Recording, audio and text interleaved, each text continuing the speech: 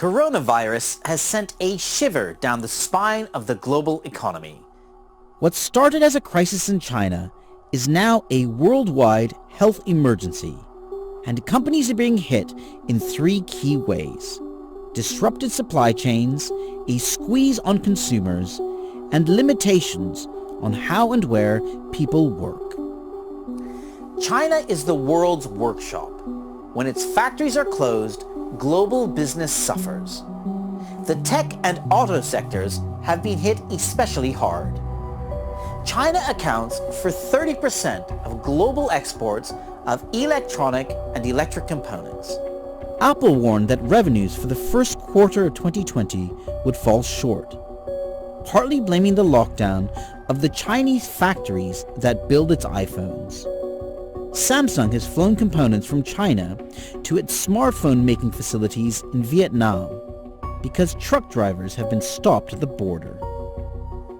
Exports of car parts made in the country have trebled in the past decade, and engine exports have risen 4 times. Global car makers have all said coronavirus closures would hit their just-in-time manufacturing processes. Jaguar Land Rover has taken to transporting essential components in suitcases from China to its factories in the UK. Coronavirus is also a serious challenge for consumer-facing businesses. For luxury brands in particular, the disappearance of Chinese buyers is a potential disaster. They account for as much as half of global sales. Big brands rely heavily on consumers in China, and Chinese tourists are heavy spenders on Fifth Avenue in the Champs-Élysées. Analysts say a 10% drop in Chinese spending in the first half of this year could hit annual profits by about 4%. The outbreak has also grounded corporate travel for many companies. Airlines had already cancelled flights, issued profit warnings, and seen their share prices plunge, even before coronavirus spread to Europe. Now, some multinationals have suspended trips to countries where there has been an outbreak.